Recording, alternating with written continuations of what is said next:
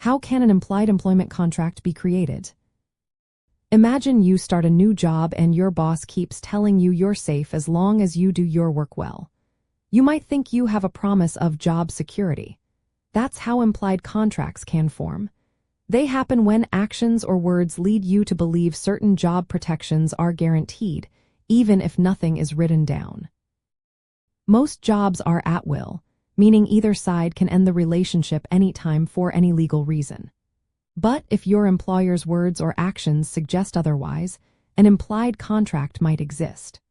For example, if your employer repeatedly assures you that you will only be fired for cause, or if your employee handbook says you won't be dismissed without a reason, these can create expectations of job security. Promises made during interviews or performance reviews can also contribute. If your supervisor tells you that your job is secure as long as you meet certain standards, that can be seen as creating an implied contract. Consistent workplace practices, like always giving employees a warning before termination, can also support this idea. Even emails or written communications that suggest job protections can be part of the puzzle. Courts look at many factors to decide if an implied contract exists. They consider how long you've worked there, what your employer has said about job security, and what the employee handbook or company policies say. If you relied on these assurances to make big life decisions, like buying a house or moving, that reliance can strengthen your case. There are two types of implied contracts. The first is implied in fact, which comes from the actual conduct and relationship between you and your employer. For example, if your employer consistently treats you as a permanent employee, that can create an implied contract. The second is implied in law or a quasi-contract, which courts impose to prevent unfairness, even if neither side intended to create a contract.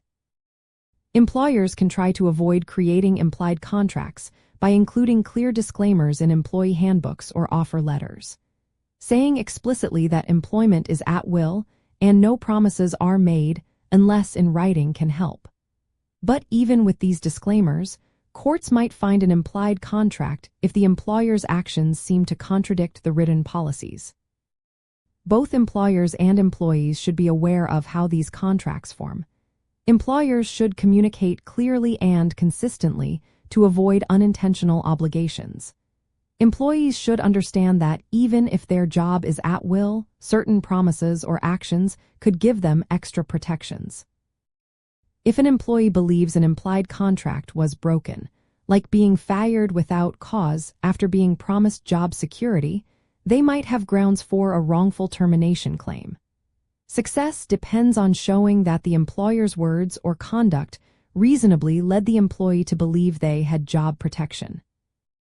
In short, an implied employment contract is created when an employer's words, actions, or policies lead an employee to believe they have certain job protections beyond what at-will employment offers.